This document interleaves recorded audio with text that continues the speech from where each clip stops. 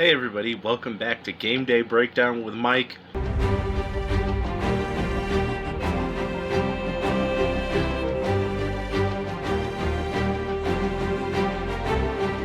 It's week 5. The first month the games are over, and what a first month it's been. There's been some major winners, some major losers, but let's get into week 5 here, starting off with Thursday night, San Francisco at LA. This game is going to be great. It's going to be a fun time. No Brock Purdy. Mac Jones is starting in this one, but Mac Jones so far this season been wonderful. It's actually been shocking. Kyle Shanahan works wonders on these quarterbacks. But LA at home, LA's been playing pretty well. Puka Nacua is starting to break through a shell to the point where he is showing he can be a number one wide receiver. Thursday night always gets a little wacky on Thursday nights. Give me the San Francisco 49ers here. I think Mac Jones plays another solid game, and he gets this one done. Next up, we got a Sunday morning, early morning. These ones kind of lately, these tear apart Sundays, man. It's kind of got to get up super early for these out-of-country games. We got Minnesota and Cleveland. Dylan Gabriel starting this. They have benched Joe Flacco.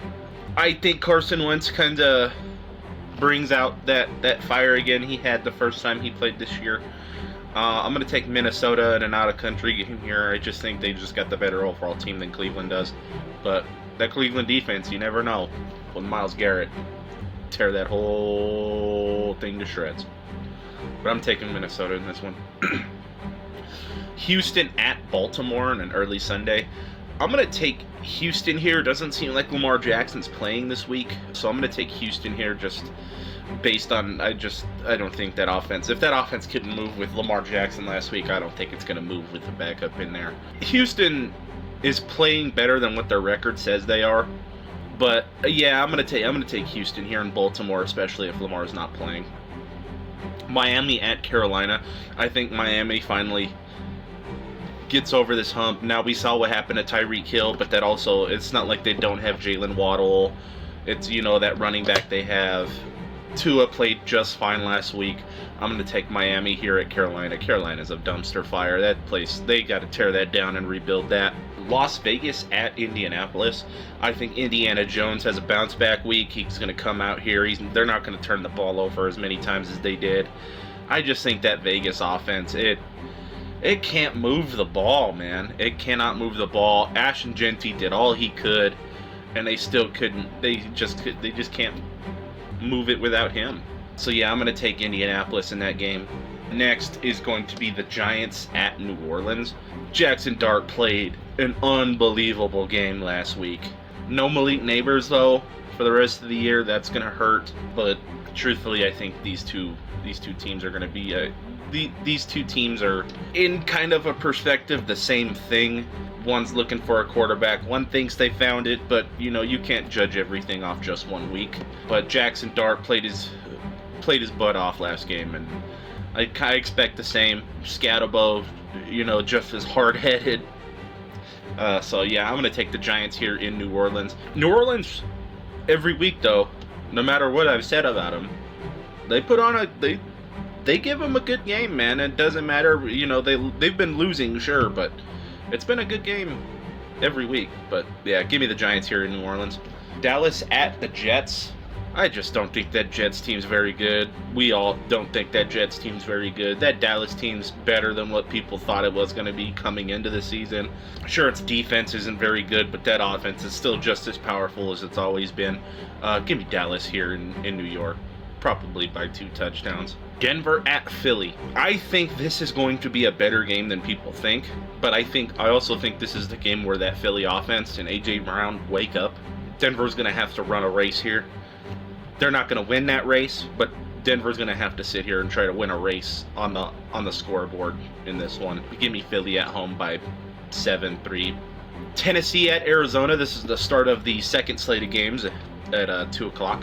Arizona is better than what most people think they are, but Marvin Harrison Jr. has a drop in a football problem.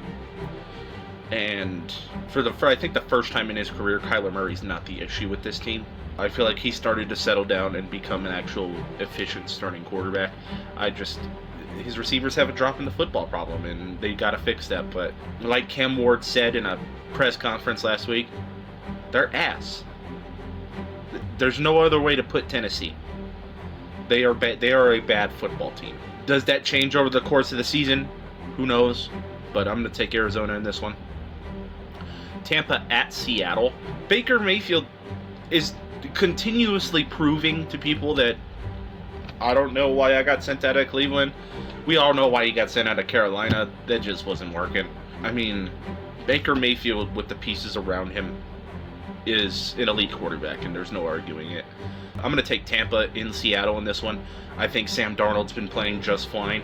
I think that Seattle offense is pretty good. The defense has started to gel, but I don't think you stop the well-oiled machine in Tampa, especially coming off a tough loss. Detroit at Cincinnati. No Joe Burrow, no fun. We saw it in Denver. We saw it the week before. Give me Detroit in a blowout. Washington at the Chargers. Both of these teams seem to have a way of losing games they shouldn't lose, but they also have a way of winning games they shouldn't win. These are like really, this is probably the biggest coin flip game of this week. I think that Washington team comes in a little bit more fired up for this. I'm going to take the Commanders here in LA, but don't be surprised if the Chargers come out and put a W on the board for Harbaugh in this one. New England at Buffalo. If there's going to be an early game the Bills lose this year, it's going to be this one. Drake May has started to prove that he might be the second best pick in that draft. If not the first best pick, but Jaden Daniels has played his ass off, so Jaden Daniels has earned the right to be called the better pick in that draft. There's no arguing Drake May has come out here and put on a show for all of New England. Not only creating hope in the franchise, in that locker room, but hope in the fan base around the New England area. They believe that this is their guy, and he's starting to look like it. And that defense is starting to lock it down like they want to be that too. That New England team, if it fully gels, is going to be dangerous. And Buffalo, I think, is about to get their first taste of that.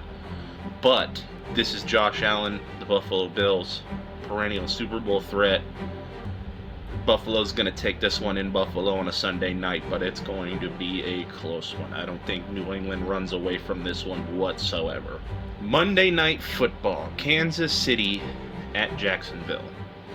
I think Kansas City just woke back up last week. Xavier Worthy's back.